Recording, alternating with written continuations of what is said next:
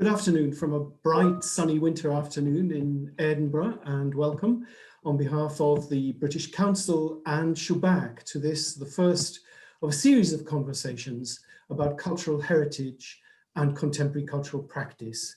I'm delighted to be introducing this session. I'm David Codling, the Programme Director of the British Council's Cultural Protection Fund, which is devised by the British Council in partnership with the British Government's Department for Digital, Culture, Media and Sport. We have a very full programme, so I'll be very brief this afternoon. As I say, the first of a number of conversations that will go on into 2021. There is a question and answer function, which you will find at the bottom of your screens, which you can use to make comments or ask questions, which will be then conveyed to the various speakers. There is also, as you will see, for those of you who can open that screen, British Sign Language interpretation. And also I should point out that this session is being recorded for future purposes and will be available for others. We had lots of interest from people who weren't able to join now, but wanted to listen in later. So in collaboration with Shubbak Festival, we are starting these conversations today and beginning with a discussion which is structured around three themes, which are architecture, archive and music. We're going to begin with the theme of architecture, the built heritage, the tangible heritage, and beginning first of all with a film from the archive of the Cultural Protection Fund in partnership, in this case, with the Prince Claus Fund, about a project whose protagonist, Dr. Salma Samar, will be speaking shortly, but I'll leave you now to look at a video from Hadramaut in the southern part of the Arabian Peninsula on the Indian Ocean, in the eastern part of Yemen. We'll go over to that now. Thank you again for joining us. Enjoy. Dawn Mudbrick Architecture Foundation was founded in 2007 thanks to the sponsorship of Abdullah Ahmed Saeed Bukshan, who serves as chair of the board of our foundation. He gave me the go-ahead to start this foundation, and it was with the assistance and collaboration of two enthusiastic and hardworking colleagues I have in Yemen, Dr. Abdullah Ghmiyan and Ali Basad, that we put this together, the three of us. Over the last 2 years, the Prince Claus Fund and the Cultural Emergency Response received funding from the Cultural Protection Fund and the British Council in order for us to reconstruct some of the most important edifices and landmarks that were destroyed during the war on Yemen between 2015 and 2017. And that is still ongoing. Last year, we managed to restore 4 projects extremely successfully, and the success of these led us to engage in another 4 projects that we have been carrying on and still ongoing.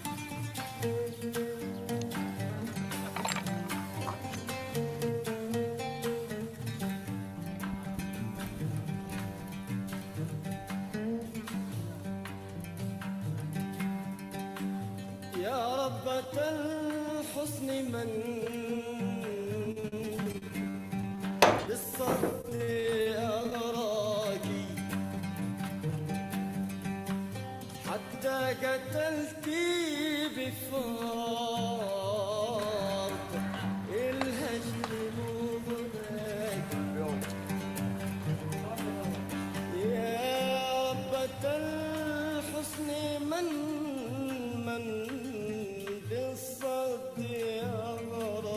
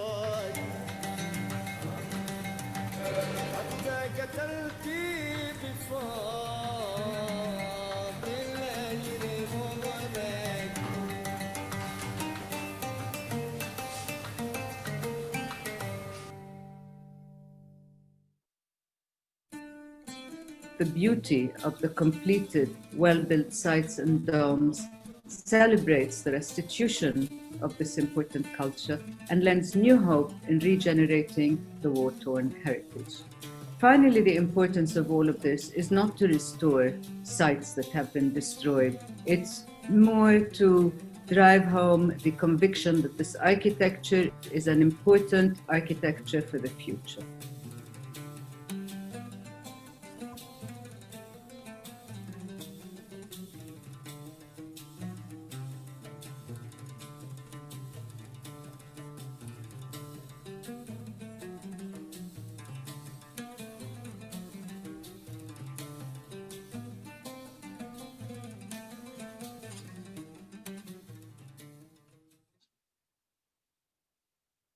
Hello, I'm Eckhard Thiemann. I'm the artistic director of Shubbak, and it is a great privilege for me to collaborate with the British Council on this series of talks.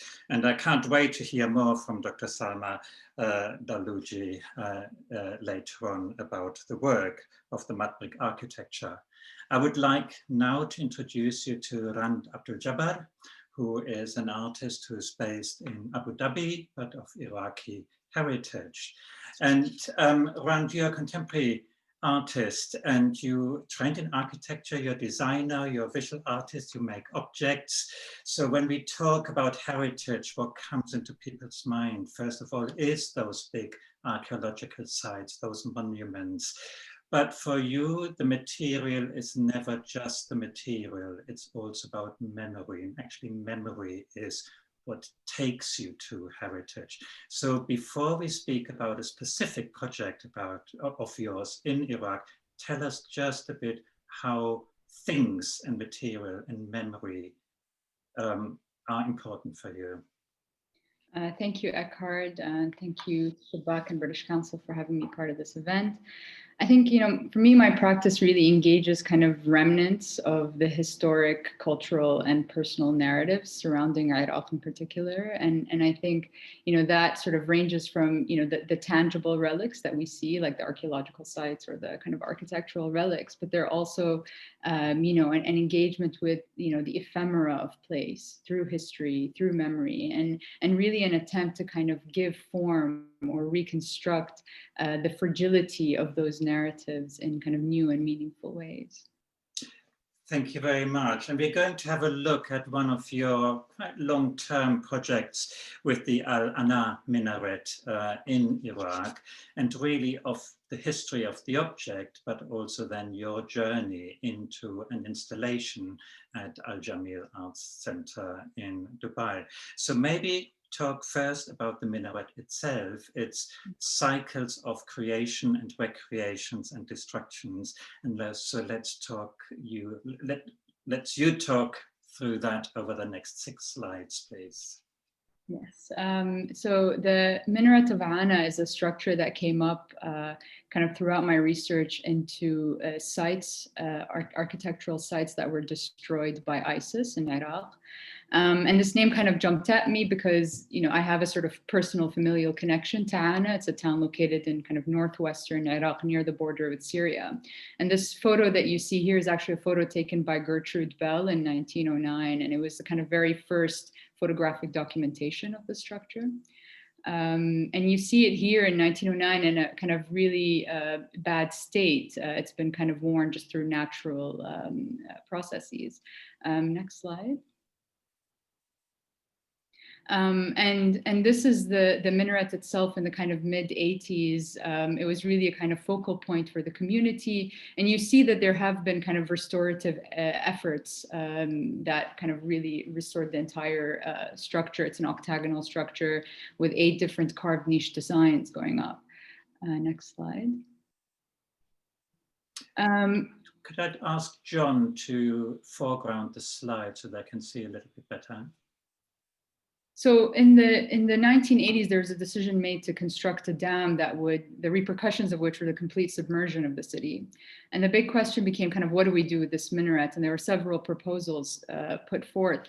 And the one that actually ended up moving forward was this plan to actually, you know, slice the minaret into 16 sections and move it from the island where you see there over to the mainland and kind of reconstruct it in the site of New Ana, where all the residents were to be moved and displaced. And this is some documentation of that process. Next slide. And here it is in its sort of new location. And this is a photo from 2006, or so about 2 decades after its kind of first relocation. And it's a sort of ominous photo from March in 2006, because 3 months later, there was an attack on the structure by Al-Qaeda that completely destroyed it and reduced it to rubble. Next slide. So this is it kind of post-destruction. Next slide. All that remained was really that kind of base at the very bottom. And this is photos from a kind of research installation that really show the process of reconstruction that a group of local archaeologists based in Ana, led by a man named Yusuf Ad-Daham, who has become a very close collaborator on this project. And you see here, they kind of gone through the extensive effort to try to, you know, salvage as much of the remnants of the structure itself and reconstruct it based on kind of archaeological drawings and mappings that had been conducted in the late 80s. Next slide.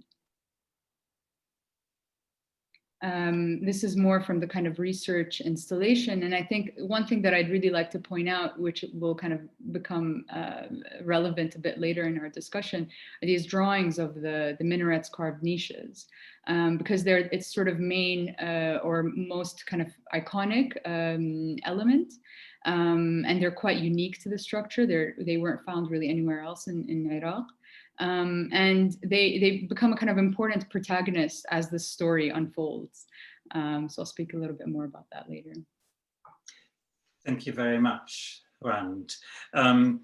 My next question really is, the first image we've just looked at now has been taken at the Jameel Art Center in Dubai.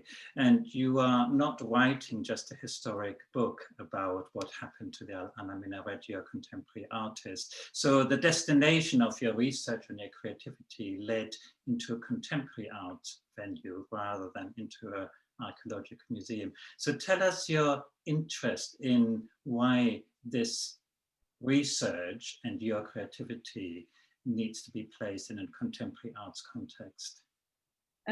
This was a kind of initial invitation by Jameel Art Center to participate in a program they have called Library Circles. And it was really kind of an invitation to practitioners or creatives that are engaging in research with this idea of thinking in public. And it came at a really wonderful time because I had, you know, met Yusuf and we were sort of corresponding over the phone. And I went to Iraq just a couple of months before this photo was taken and actually got to meet him and got a lot of this content. And I had come back and I was sort of faced with this kind of overwhelming amount of information that I was really trying to kind of like go through and really understand. So this was really an opportunity to kind of start to really put that out there and really think about the project and start to put the pieces together and really think about ways that you can start to engage in a conversation or some sort of response to it. So here, this installation was really kind of trying to bring together, you know, the kind of mainstream historic narratives, but also elements of kind of almost like a blueprint, like these drawings show you, of what's to come. Thank you very much. Quickly take us through then the journey towards the exhibition, and at the end we will have a little film clip as well of the projections. Mm-hmm. So what happened after the reconstruction in 2012 was basically, so they produced these molds of these carved niches that allowed them to kind of recast them onto the structure. If we go to the slide just before it. Anyway, yes, so the one after. Yeah, you can kind of see. Can we have them full, please? Yeah, maybe in full. Anyway, you can kind of see that the sort of production of the molds really allowed them to kind of recapture this element and recast it onto the surface of the structure. What happened after the reconstruction in 2013 was only 3 years later, the structure once again was bombed and destroyed, this time by ISIS. So it kind of went through a kind of secondary cycle of destruction. And at the moment it sits destroyed. But what survived were these molds of the carved niches. They're kind of all that you have from that story, from its kind of, you know, dislocation, reconstruction, destruction, and reconstruction once again. And so I was really interested in engaging and working with these molds as kind of remnants of this copy of a thing. So if we kind of move forward a couple of slides. One more. Yeah, so this is a photo of the mold. And basically working with Jameel Art Center, I was sort of commissioned for Phantom Limb, an exhibition last year, to work with a group of craftsmen in Ghana on recasting these molds of the 8 carved niches and almost kind of giving, like once again, giving new life to these elements of the structure. If we move to the next slide. So you see them now kind of sitting as these kind of solitary fragments of the overall building. Next slide.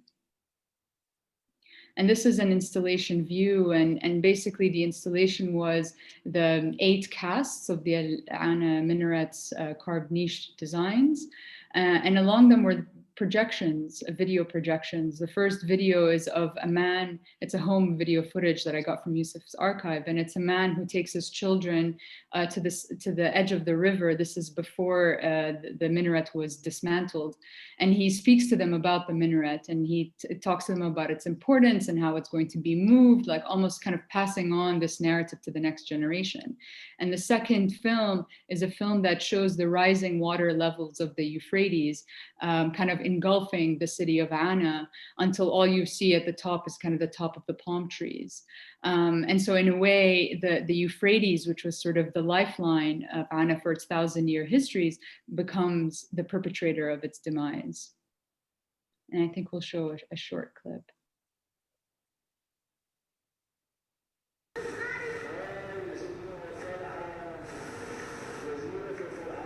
So he's telling his children, you know, this is the Tala Island, it's one of the oldest islands, and this is the famous Minaret. It extends this beautiful story about art.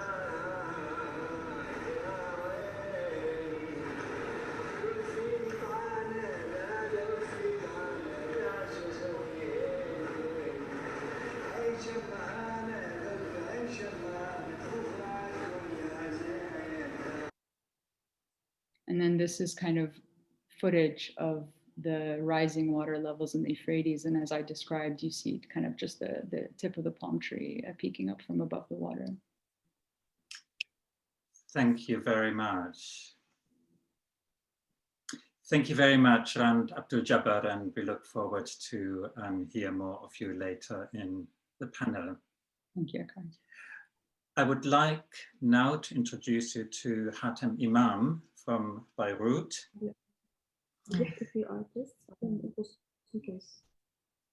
Could we see Hatem? Please, there's Hatem. Hello. So we're moving from the physical monument-based aspect of heritage to archives. Archives used to be, or the name archive originally meant official records. And I think what has been so interesting, they're sometimes more hidden now, is how archives also can become personal, can become local, can become very specific, and uncover new narratives that are maybe not just the official narratives that the original archives should have captured. So we are following a particular project that was developed between Samandal and Arab Image Foundation that Hatem led on at the time. So I'm going to ask Hatem to just introduce us to who Samandal is, who Arab Image Foundation is for the first 5 slides. Then we have a conversation, and then we look at the work of 3 specific artists. Hello, Eckhard, thank you. Basically, the Samandal Comics is an NGO that I formed with a group of friends. We started this in 2006, and it's basically, it started off as a comics magazine, and it developed into, you know, like a kind of like an institution, like an NGO that is concerned with everything that is related to comics. So we would, you know, like publish books, organize events, workshops, etc., participate in so many different events. I don't know if the slides can be bigger. I can't see it.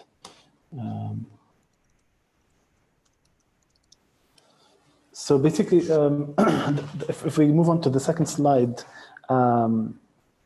and it basically kind of like defines Samandal's kind of like vision of how we saw basically comics. I mean, we basically called the magazine Samandal, which is English, which is Arabic for salamander. So just like any amphibious animal, it kind of lives between the land and water, just like comics live between words and images. Can we make the slide full, please?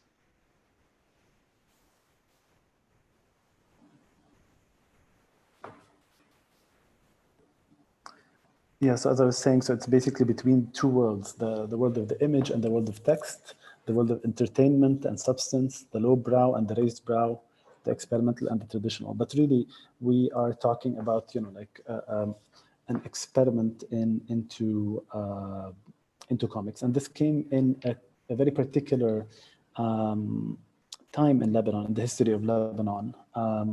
This was right after the 2006 war, and, you know, like a lot of people in my generation felt that they had no voice, and, you know, like Lebanon was kind of divided into these 2 main factions, and we basically found a space that was easy for us to be able to express certain ideas about our role, you know, socially or politically through this particular medium.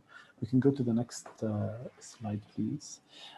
So basically, as I said, it's you know, like it really started off as this comics magazine, and if we can jump straight to the slide after to talk a little bit about the Arab Image Foundation and this kind of unlikely collaboration that happened, or unusual collaboration that happened between the foundation and Samandal. So in 2009, I've put both mission statements of the Arab Image Foundation. The first is the 2009 one, where it says that the Arab Image Foundation is a non-profit organization established in Beirut in 1997.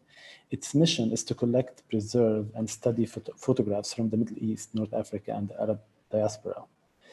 If we go to the next, the more recent mission statement on the foundation's website, it states that it's an independent association forging new pathways for photography and image practices, uniquely positioned at the intersection of artistic creation, research, and archiving. We explore, question, and confront the complex social and political realities of our time.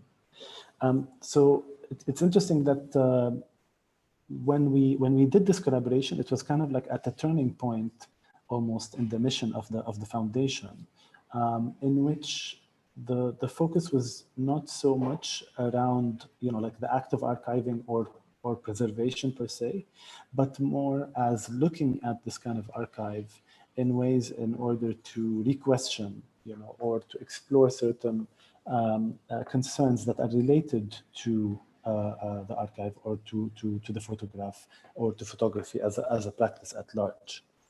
Thank you, Hasan.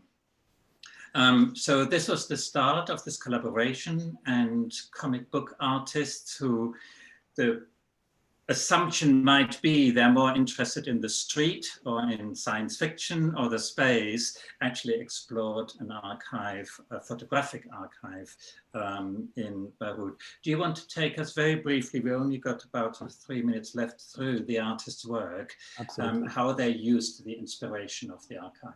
Absolutely. So if we go next to the first artist, this is Barra Rima.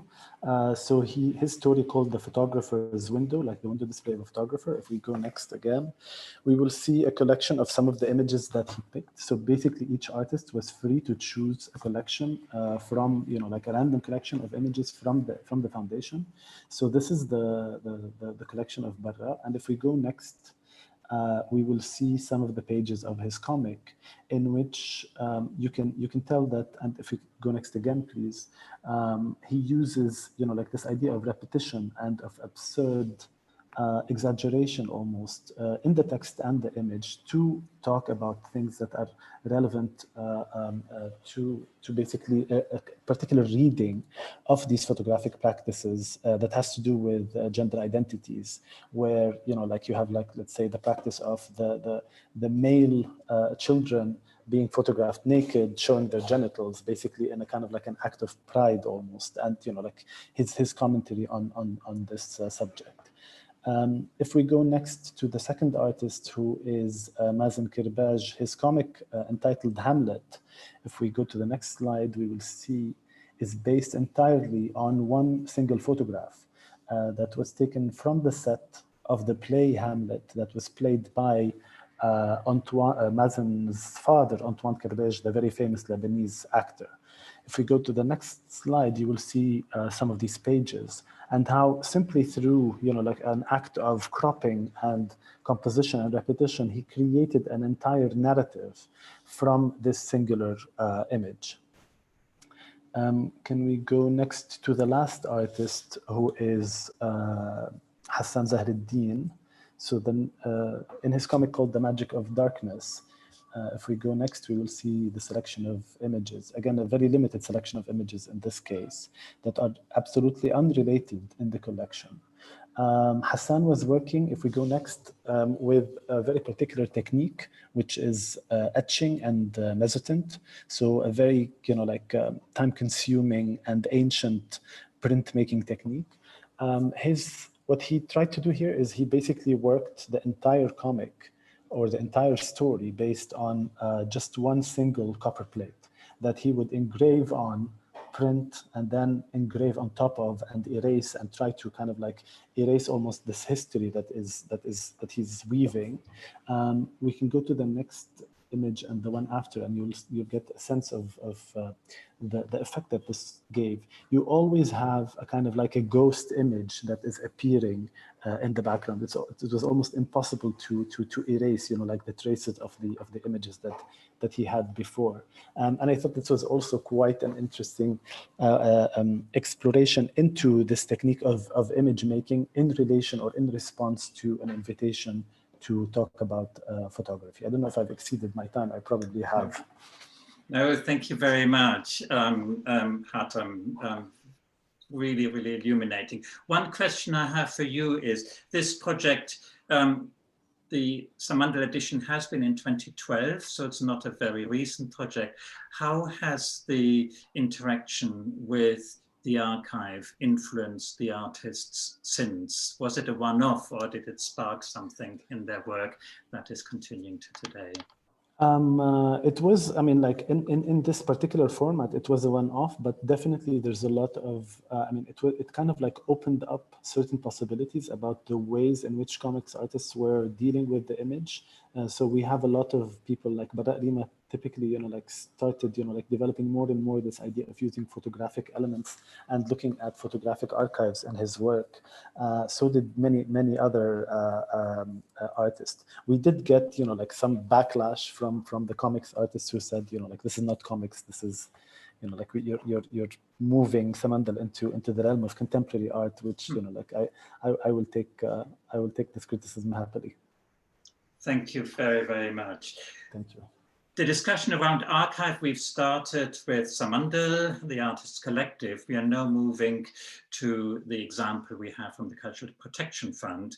And I'm going to invite us to watch the film about the restoration of the Khalili Library in Jerusalem, followed by a short presentation of Jack Persekian from the Al-Ma'mal Foundation. المكتبة الخالدية في القدس معرفة، مكان وزمان. طريق باب السلسلة هو الطريق الأعظم في القدس، وذلك لأنه أكثر الطرق سلوكاً إلى الحرم الشريف. الباب الغربي لمدينة القدس اللي هو في هذه الأيام بنسميه باب الخليل، دخل إلى القدس كثير من الفاتحين، منهم صلاح الدين الأيوبي، لأنه القوة الضاربة العسكرية لصلاح الدين كانت في ماميلا.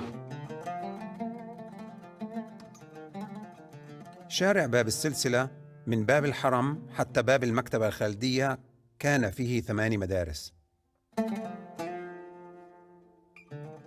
المدرسة البلدية، المدرسة التنكزية، بعدها وسط باب السلسلة تقريباً مدرسة دار الحديث، مقابلها تماماً مدرسة القرآن الكريم، وبعدها المدرسة الجانقية والطشطمرية، ثم المدرسة الكيلانية.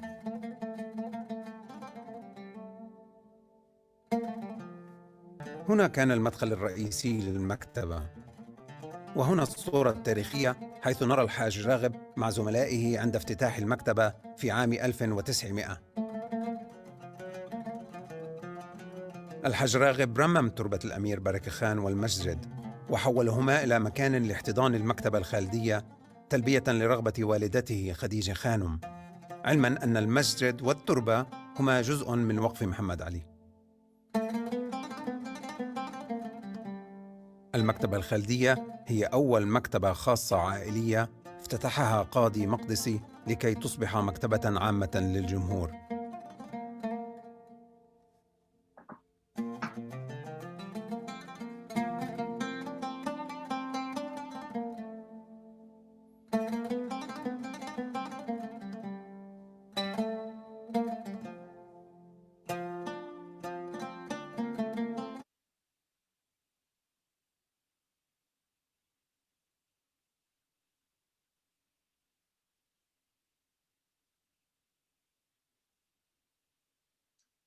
Thank you. Very fascinating building. Can I invite Jack Persekian to elaborate a little bit more? Yeah, hi, Eckhart, and thank you for inviting me. This project,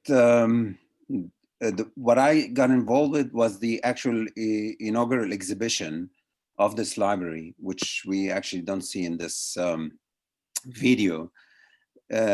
Yet this video was part of this exhibition because my response to their invitation for an exhibition for a library was basically a question of what to present to people of this depository of ancient, historic, mainly manuscripts. So things that are in general not inaccessible to ordinary people and are very specialized. And somehow I wanted to kind of break that and show that this place has knowledge that can actually share with people, but it's how you communicate that. And I've decided that there are 3 components to this project. One is actually the place itself. The second is the time that took to put this collection of manuscripts together and create the library. And third is the actual knowledge that this place has. And so for the place itself, I produced this video that you saw, which talks about the neighborhood and the context of the library and how it's positioned and its importance vis-a-vis. I mean, it's very central in the city. The time is a timeline that I produced of the history of the collection and how it came together. So the collection itself, but also the protagonists, the people who were involved. That also entailed the family itself, the Khalidi family, who started collecting the books from the 18th century. And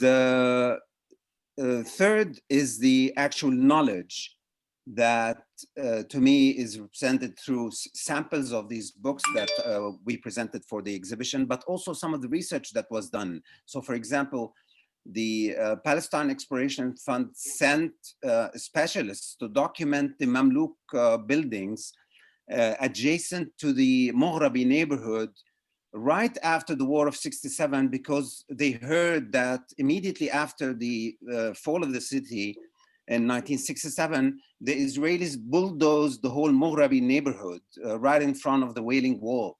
And this library and that Tariq al-Silsile, the Silsile street in the old city, is just adjacent to the Moghrabi quarter. And so they sent in Archie Walls, a specialist who really did a thorough and documentation and survey of this building and its content, and presented it then, for fear that if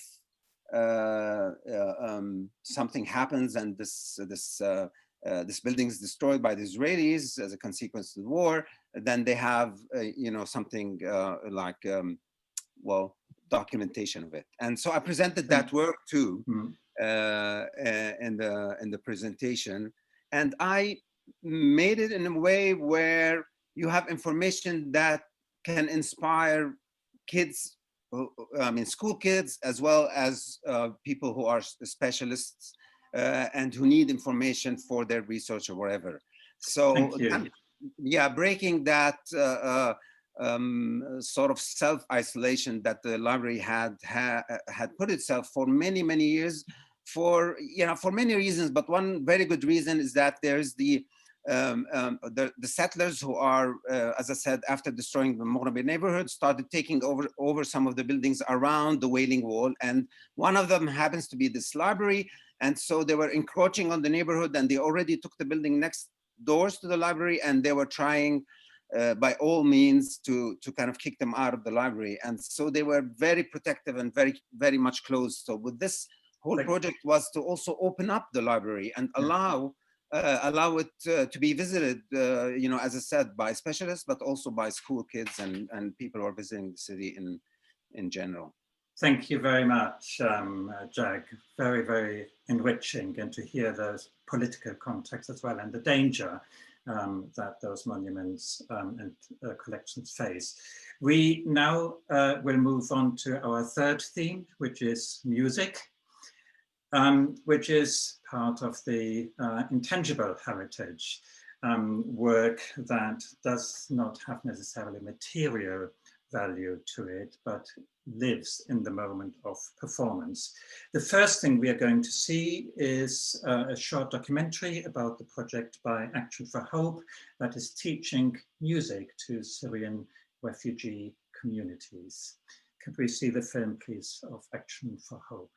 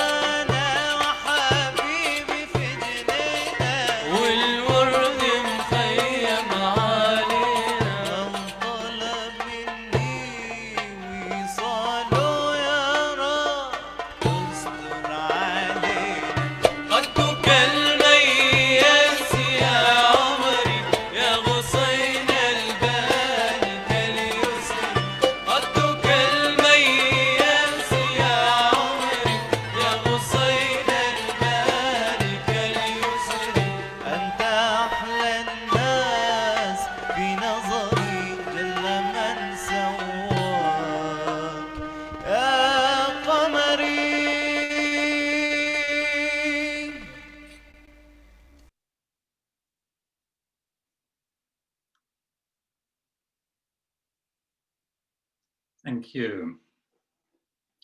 Wonderful renditions of traditional Syrian music. You have seen the names on the screens of the musicians, and they are all graduates in Lebanon and Jordan of the Action for Hope music schools.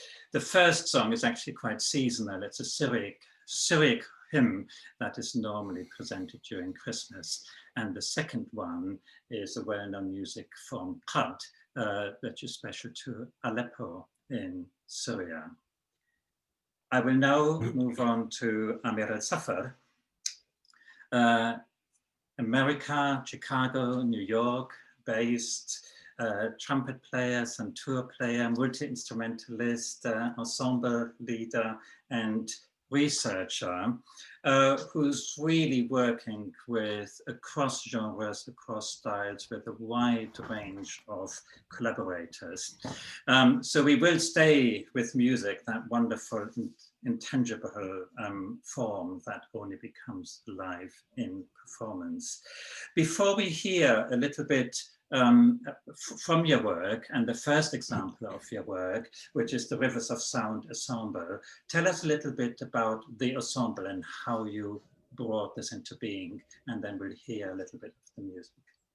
Sure. Thank you, Eckhard, and thank you to the Shubbak Festival and British Council for inviting me today, joining you from New York, Brooklyn, New York.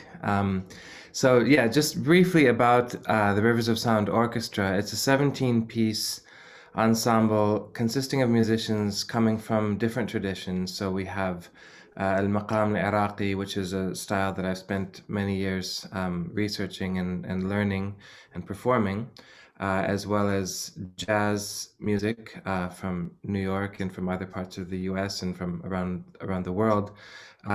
Western classical music plays a big role. There's also Carnatic Indian music. There's a lot of different traditions that come together, but at its core, Rivers of Sound is a community, and musically speaking, all that happens is more a result of the camaraderie and the interaction through improvisation, through this group dynamic that's developed over 5 years, but it's actually more like 15 or 20 years, because all the musicians have had musical relationships with me and many with each other throughout decades. And so it's really a special project to lead, but also to feel like I'm a member of.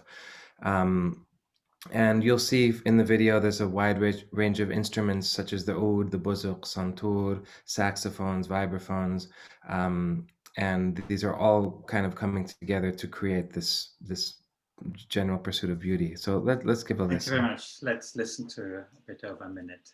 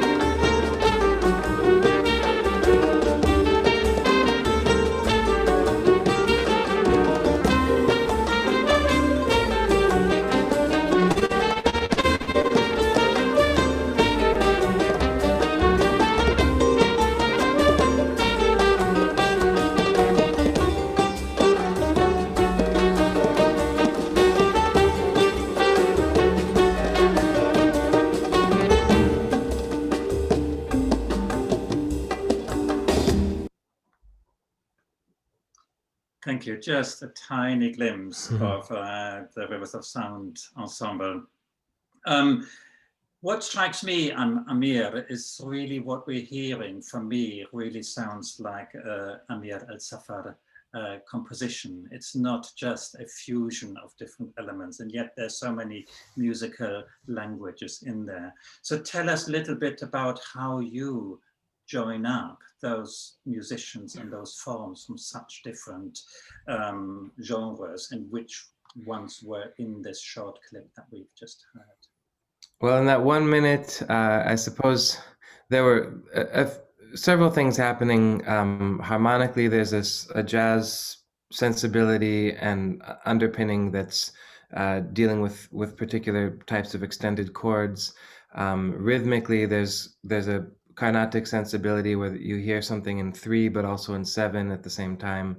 And then the melody, of course, as you probably can hear, is coming from maqam, or coming from an Arabic, Iraqi sensibility.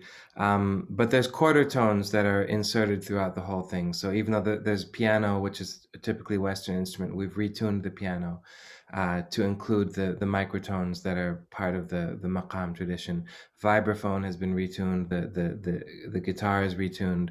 And that creates another kind of sound. The tones kind of interact with each other in new ways that are not already established, especially when they're projected onto a harmonic canvas. And I think, you know, in terms of how we get to this sound, and this was of course just a short example, but in my life, I mean, I grew up in Chicago. I was trained in Western classical music as well as jazz.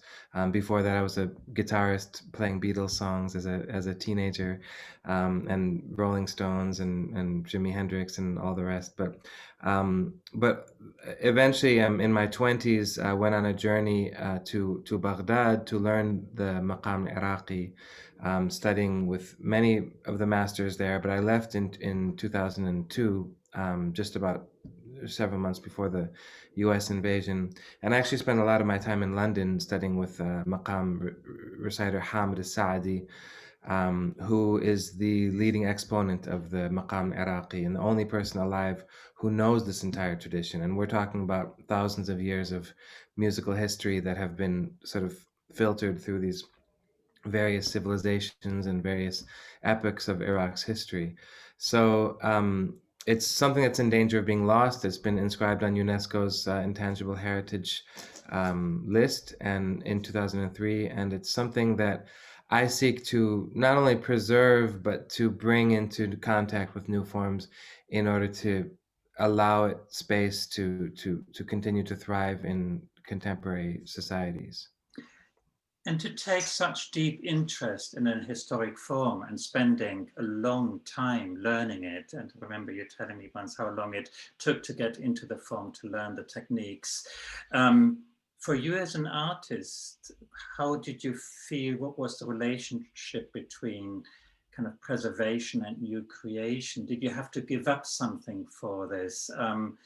Did it lead you somewhere that may have hindered your other creativity? What is the relationship between preserving and learning historic material and keeping the innovative spirit? And you're taking big liberties in your work, the innovative spirit alive. Yeah, I mean, I had been, at the time that I started studying maqam Iraqi, I was already a professional trumpet player, having played in symphony orchestras in Chicago and working with jazz groups in New York. And suddenly, as a 25-year-old, I became a beginner again. And I really felt like I was not even, like I felt I was below beginner because I didn't grow up in Iraq. I didn't have this music intuitively and instinctively part of my sensibility. So I had to kind of forget what I'd learned and sort of re-immerse myself or immerse myself in a place that I'd never really lived in, and it kind of doesn't exist anymore because the culture in which the maqam Iraqi was born the society has changed, the culture doesn't really exist in the same way. So through my connection with Hamid, through others, at the beginning I was not interested in innovating, I just wanted to receive as much as I could. And I think I was lucky that during the same period I was working with jazz pianist Cecil Taylor, who was one of the most innovative and wildly expansive creative musicians in the world, who just passed away 2 years ago. And he was constantly encouraging me to expand my boundaries. So I think that dichotomy is where I eventually was able to find my own voice between this very contemporary and very traditional sound.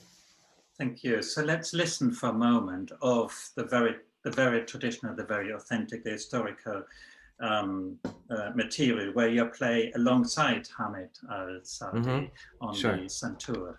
Yeah.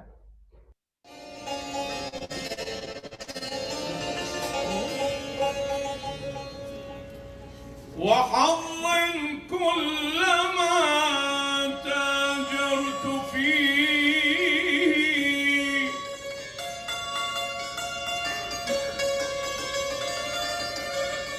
رمى تلك التجارة في كسادي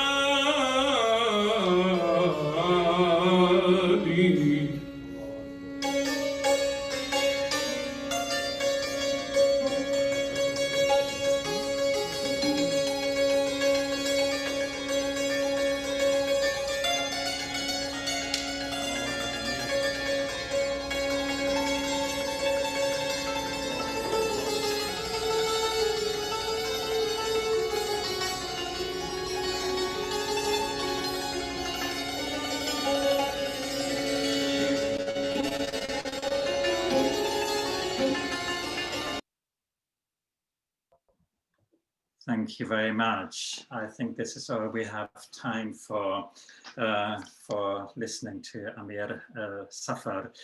Extraordinary skill you have brought into fruition after unlearning your previous skills that you had. These have been now 6 examples, both 3 from the Cultural Protection Fund, 3 from artists who have worked with Shubbak. Examples of an interest, a skepticism and exploration, a risk-taking with heritage and how we can look into the past to invent something new. This is the time now to give the floor to our 6 panelists to dig into these questions a little bit further. And I would like to invite Jumana Al-Yassiri to lead this discussion. Jumana is a wonderful curator, producer, art theorist who has led many discussions, including at Shubbak before, who will now help us unpick or re-find some of those questions that this very broad panorama of presentations has presented us. So over to you, Jumana, and I will ask the 3 artists back, as well as Farah Kadur, the program officer and assistant artistic supervisor from Action for Hope, Dr. Salma Samar Daluji from the Dawan Matbaq Architecture Foundation, and Jack Hasakin from the Ma'mar Foundation. Thank you, Eckhart. Hello, everyone. I am so happy to be here with you all. I'm really honored to be part of this conversation. We don't have a lot of time. I wish that I can take each one of you for a very long drink and like to talk for hours about these very important topic. Unfortunately, we have 30 minutes for this. Before we start, I would like to remind our audience that if they have any questions, they can send it to us in the Q&R section, and we will get to these questions at the end of the discussion. First of all, I would like to start with a question about the 3 Cultural Protection Funds projects. From Syrian musical heritage to Yemen's architectural heritage and Palestine archival heritage, these initiatives are undeniably acts of resistance against historical violence and the dangers of disappearance. What role, in your opinion, the preservation of tangible and intangible heritage play in the political landscape of a tormented territory? How to negotiate with official dominant narratives and even give hope when the future seems so dark and abstracted? In the 3 examples we heard about today, there is a lot of hope in the act of preservation and protection of heritage. Dr. Salma, maybe we can start with you. Good evening. Thank you. I think my film, my video, for those who could see it, because I understood a lot of people got the wrong link.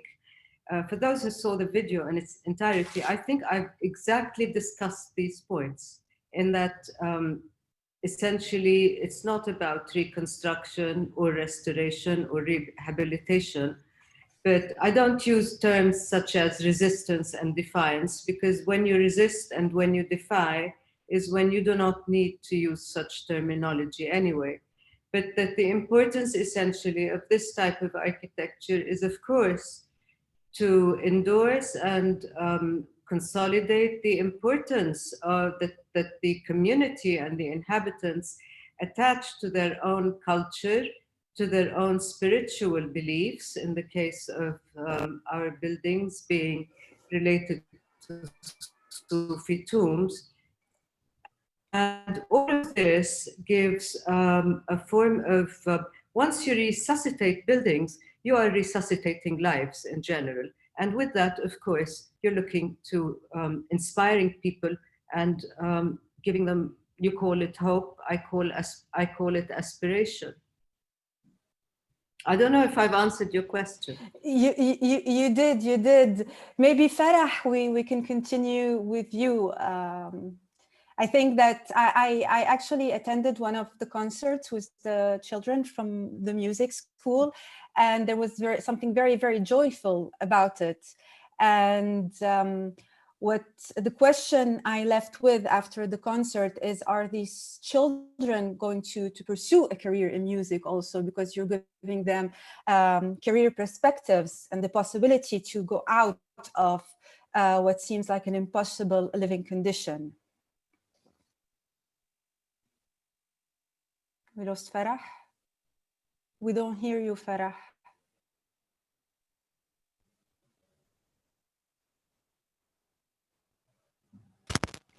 Farah, I can see you're there. No. Okay, we can hear you now. Is it working now? It's very quiet. Are you? But give it a go. Thank you. Okay. Is it working now? Hello.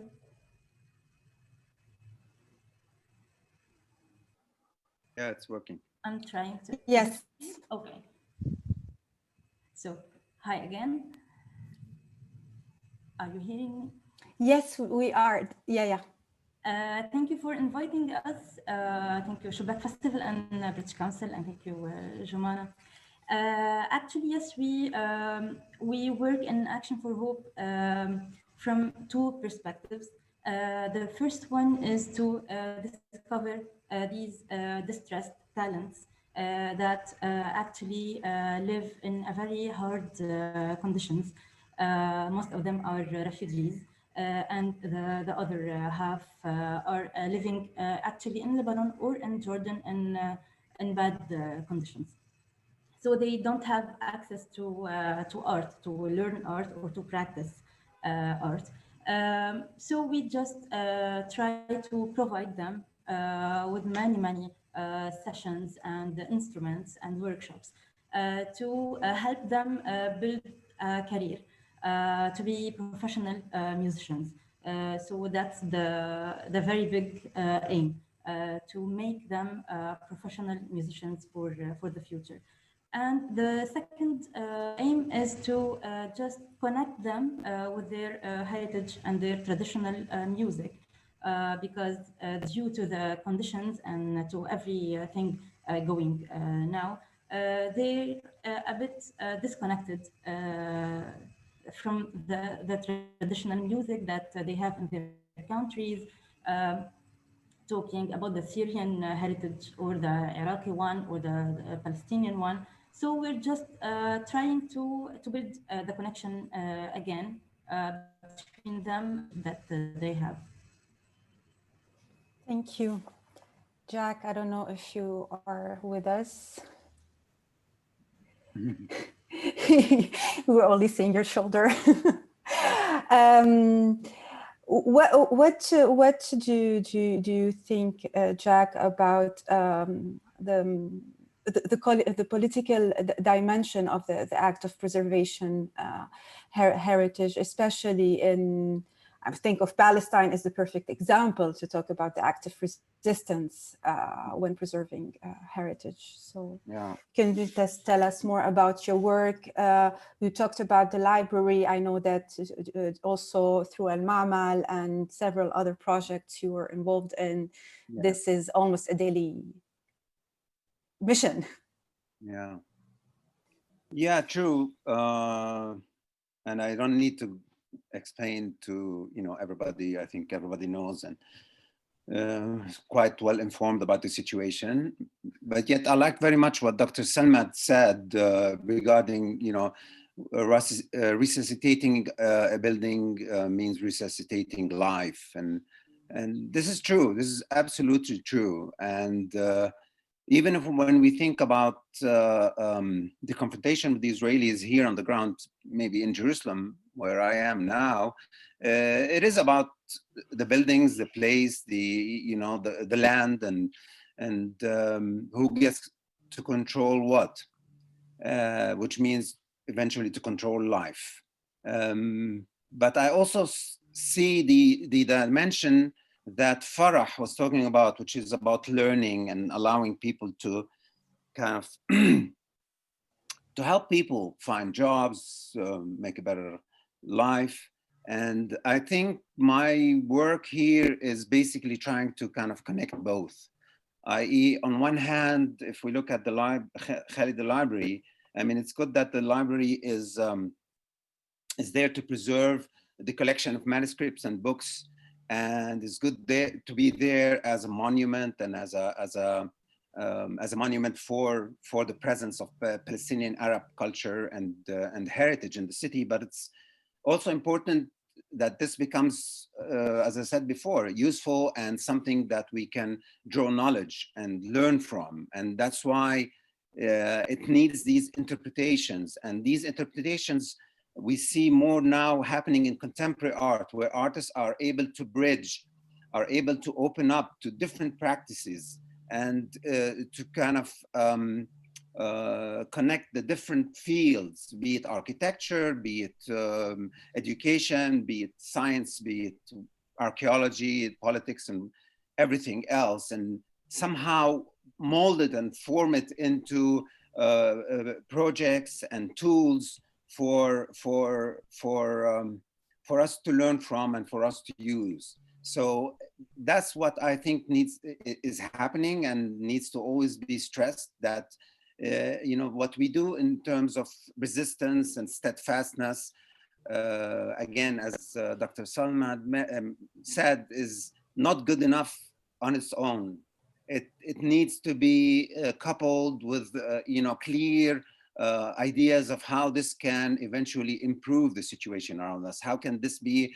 How can this infiltrate the education system? How can we use this in schools where children would learn more about their history, about their heritage, about their culture, and maybe particularly, which is something that I'm very much involved with and something that we started at Al-Ma'mal, which is visual literacy. And that I think is paramount in trying to bridge all these kind of different disciplines. Thank you. Well, speaking about history and arts education, I feel that there is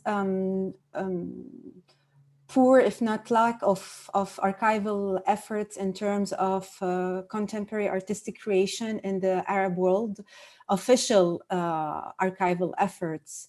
And I was once in a conversation with film and contemporary art curator Rasha Salti about the lack of or very poor archival material about contemporary Arab arts in the making. Her answer to that was, well, dictatorships hate archives.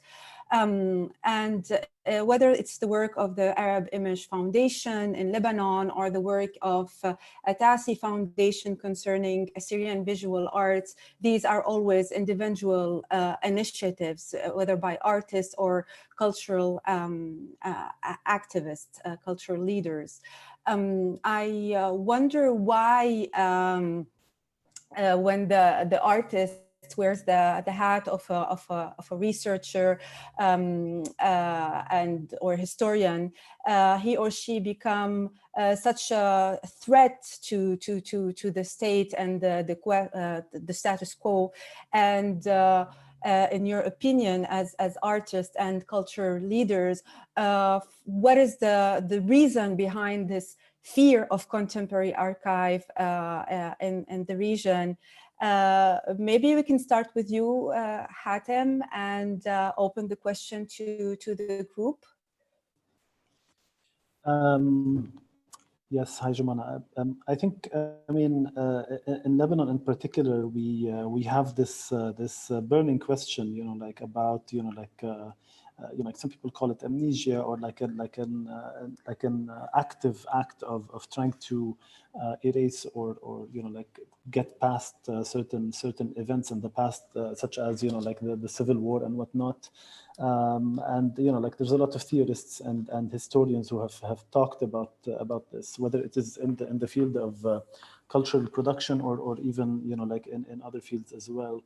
And I went to Northern Ireland, and I was shocked at like how their strategy of dealing with their history is almost like the exact polar opposite of what we have here, where every single thing is not only archived and cataloged, it's also made public. So you can go to the public library and watch every single film that has been made during the Troubles. And you will find every last leaflet and ashtray and any artifact that has been produced during the time that references the IRA or any kind of like trouble that was happening of their civil strife is documented and made available for everyone to see. And in both of these cases, I feel like there was a kind of like at the beginning I felt like, oh, this is like this is wonderful that like there's like this accessibility is quite fantastic, that you could actually go and look and read your history and understand and maybe come to terms with it.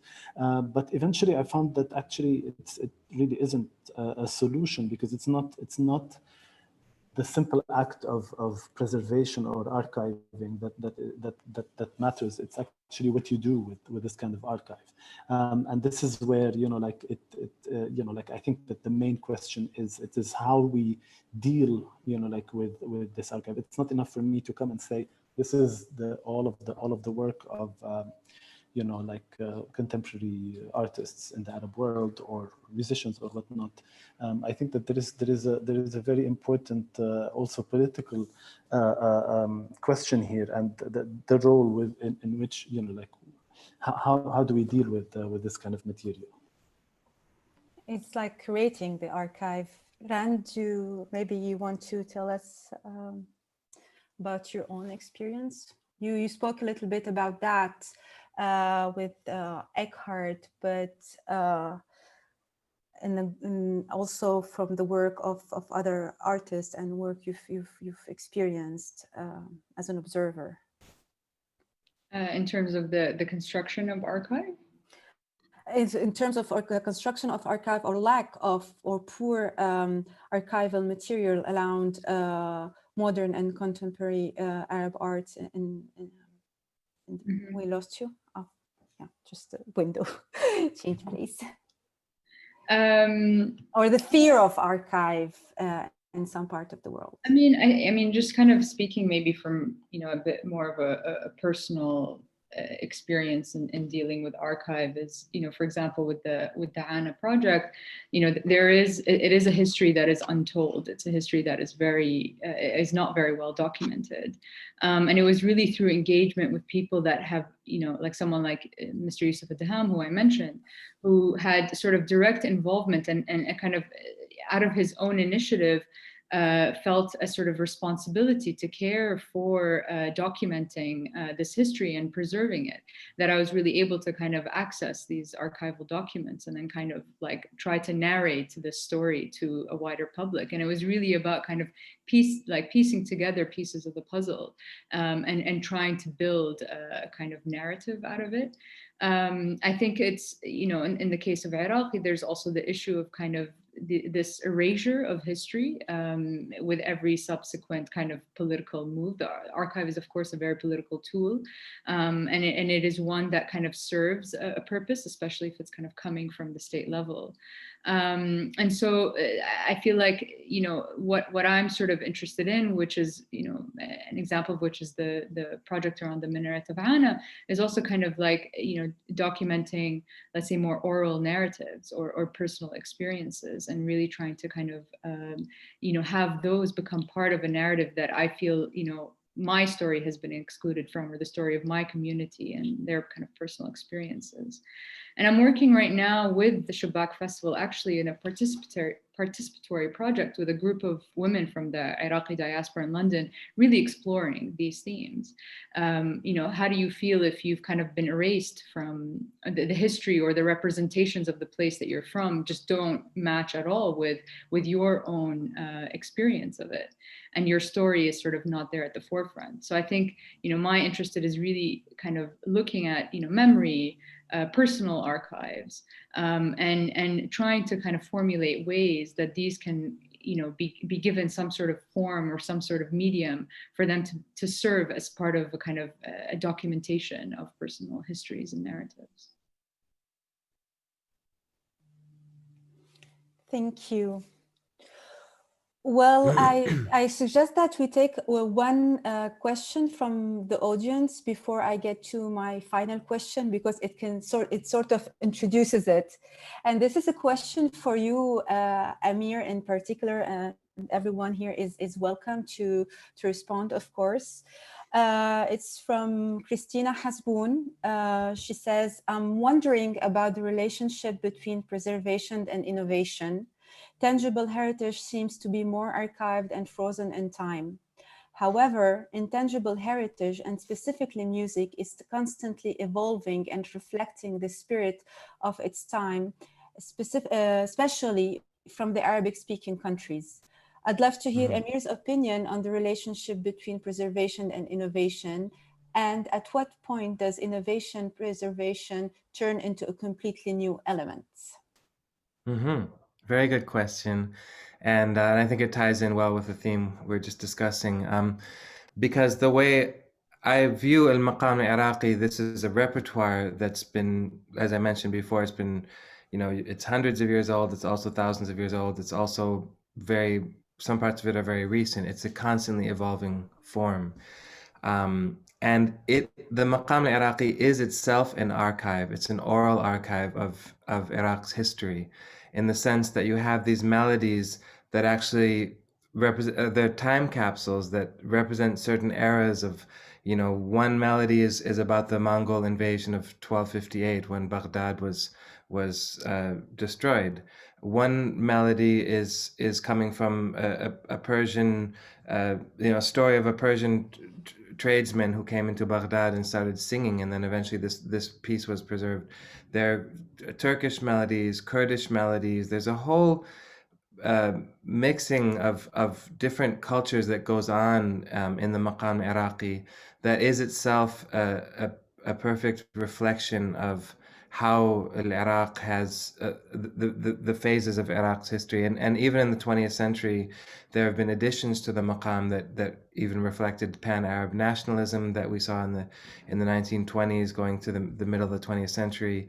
And even during Saddam's time, it became, you know, more used as a political tool for somewhat for propaganda. But we also see in very recently some changes that are happening in Maqam Iraqi that are reflecting occupation and reflecting the current state. So it's something that in this, because it's a sonic archive as opposed to a physical preserved archive, there's the capacity for adaptation and change and absorption of elements that are around, and whatever's relevant today is kind of what persists. And so when we talk about innovation and tradition, you know, it's a dichotomy that I think needs to be examined, because yes, there is tradition, there's sort of what we've learned by rote, and there's something that we do want to preserve, we want to stay connected, but tradition was never in its history was never about staying stuck in that. Even when you go back centuries in the history of oral traditions, musicians and instrumentalists and singers were constantly updating. They were not supposed to just imitate the person before them. They're supposed to add something, to change something, to bring something of their own self or their current environment or what was going on at the time. So this idea that tradition is innovation. Innovation is built within the traditional forms within. So then we say, do we need to even have these dichotomies anymore? Do we need this binary between tradition and innovation? Whereas, we think of Western contemporary music as being sort of a break with tradition, and yet it's a language and it is based on tradition. And when you hear how people innovate today, there's a trajectory. So even in written music that has, it seems to be somehow not as connected to the past or not as reliant on the past, we see that there's actually a continuum. So I don't know exactly where one stops and the other begins, because I see it really as a continuum. Thank you, Amir. Well, speaking about preservation and innovation, this brings me to my last point. There is something profoundly sacred about cultural heritage, especially when it comes to what has been stated as golden ages and national treasures. Today, we are witnessing global movements of questioning and even revoking the untouchability of what has become through time part of the foundation of national identities. Artists and cultural activists are playing key roles in these movements, whether as a response to oppressive national narratives or even to decolonize collective memories. We know that tangible and intangible heritage are often key tools for propaganda and colonial behaviors. So what space does critical thinking have in the conversation around cultural heritage? Does geographical and historical distance, and I'm thinking here about the diasporas, allow a more uninhibited relation to cultural heritage? And is it even necessary to desacralize sometimes this cultural heritage? Jack, maybe we can start with you. I always try to bring Jack. Bring Jack. Come back, Jack. Yeah. Well, and I take your point, Jumana, and I completely subscribe to what you said. But I'm not actually worried about I'm not even interested in discussion and comes between the diaspora and the people, in that particular region, and what can bring a sort of what can inject life into this untouchable treasure. Because if we only think about heritage and things that are coming from the past as fixed and almost dead objects, then we're actually trying to kill what we're doing if we're going to be stuck with that history. And maybe, as Amir had said, this should be seen as more an organic process, that things get taken or borrowed from the past and is molded and formed and is interpreted in new ways. And as I mentioned before, contemporary art does that at its best. I think our problem, and I don't want to keep repeating myself, I think our problem is in our education, in how we're in our upbringing, and what we learn at school and at home, and how we are able to basically take apart this very complex visual, tangible and intangible system, and try to see it as elements that we can reorganize and put together in new ways and forms. And again, I refer to what Amir had said. It's like borrowing and interpreting it using a plethora of sources and readings and techniques. So my concern is how we can basically move on in our education system to some form of visual literacy that can connect, that can connect imagery and symbols and shapes and colors and forms and structures that are well, kind of documented and present in that history and in that past and in that, kind of golden ages, but also see it how artists and artisans and architects and engineers and designers see it. So we need more of those, and to have more in society, more people who see it with these sensibilities, is you need to teach that at school. You cannot depend on only the few talented. You need to move the whole society in that direction. And this is what the West did. When they were reforming the whole education system at the end of the 19th century, this is what they exactly did. Is they introduced crafts and craftsmanship in the school education, in the curriculum. Okay, thank you, Jack. Dr. Selma, would you like to add something about the sacrality and unsacrality of cultural heritage? You are on mute. You are on mute. Yeah. Yes, I said, what was it you wanted me to add on in terms of the cultural heritage? What was the word you used? The sacrality. Did you say the sexuality? No, I said sacrality. I didn't say sexuality. Oh, sacrality. Yeah, the sacred. The accent. It's okay. But if you want, yes, sure. Yeah, but I mean, what's wrong with that? What do you mean by sacrality of the heritage?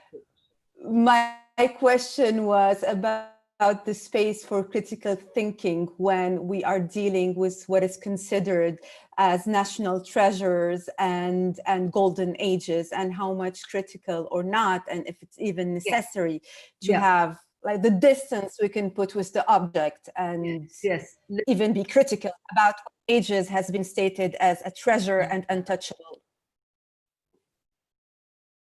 I tell you something, it's very, such a discussion and conversation is essentially purely theoretical for someone like an architect who is actually working with what is called or labeled as the cultural heritage, when we are actually working with a system that for us is more about whatever it embodies in terms of cultural heritage is something inherent that people take for granted, the people and the communities who live there take for granted. But it's unfortunately, it's like the last speaker commenting on the fact that crafts started to be taught at school. But yes, at the same time, you have to understand the historic context and the background to this. So there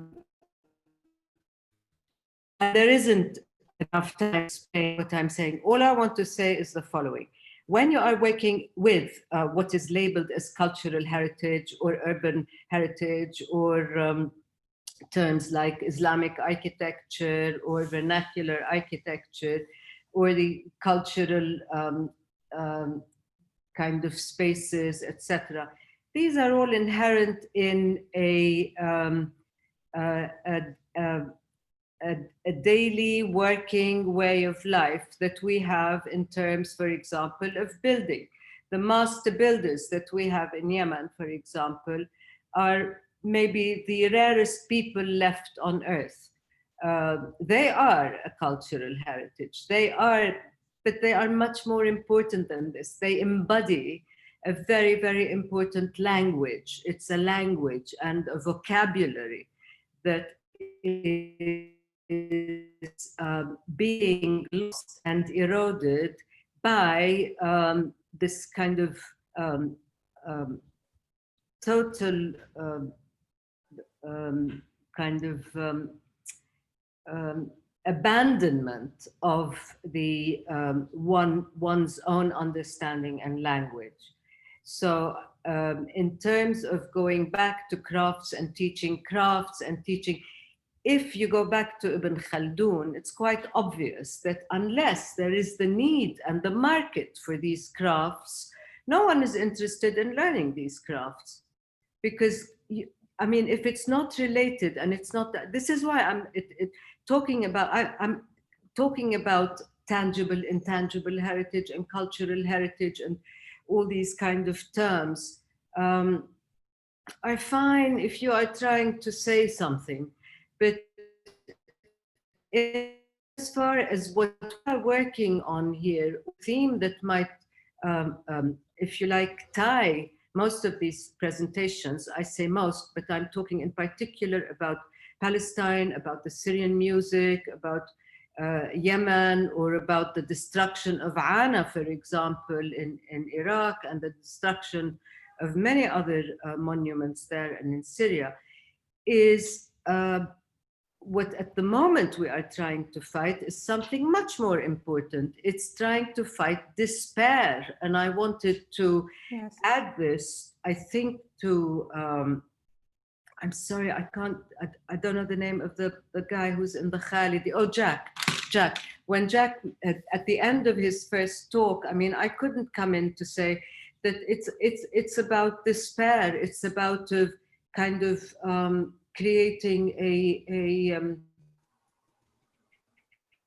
an account of something that has been destroyed, whether in contemporary artwork that are symbolic of Ana, fine. And I disagree with you when you said that dictators are not interested or fight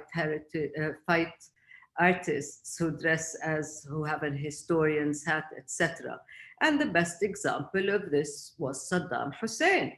Irrespective of what you think, whether you like or dislike the man, he was a dictator. And throughout his period as dictator, we find that Iraq was one of the most important centers for publishing, for reading, and for publishing. They used to say, the Iraqis read, and Lebanon publishes, and the Iraqis read. And some of the most important archiving that took place, and especially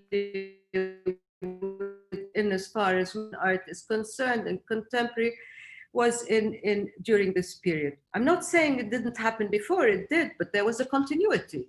So I'm not sure that it's true that dictators don't like archiving. On the contrary. I mean, thank you so much, Dr. Selma. I'm so sorry, but we are running now out of time. Eckhart, next panel, dictatorship and archives. This is the topic of our coming panel, please. It seems that we are having like a very interesting debate about that. Thank you, everyone, so much. Eckhart and David, I leave it to you to close. Thank you. Thank you, Jumana. Thank you indeed. This was the first of several conversations. They will continue early in 2021, collaboration between the British Council, Cultural Protection Fund, and Shubbak Festival. And that was a fascinating discussion. I want to thank all of our participants, all of the speakers, and also Jumana for leading this discussion about what has been, whether it was destroyed, whether it's hidden, but still bearing witness and still meaningful for the present and indeed for the future. I would like to thank once again our partners, our allies, Shubbak Festival, for this collaboration. It's a great honor, as always, to work with them. I also want to thank our sign language interpreters who've been very busy throughout all of this 90 minutes, and to thank John Gibson, who is, as technical manager, the person who's held this all together. Thank you very much indeed, John. And above all, to thank all of you for joining us. Do join us again. Follow the link, which my colleague Sumaya has put on the chat, to the recording and also to the dates for the future discussions early in 2021. Thank you and goodbye.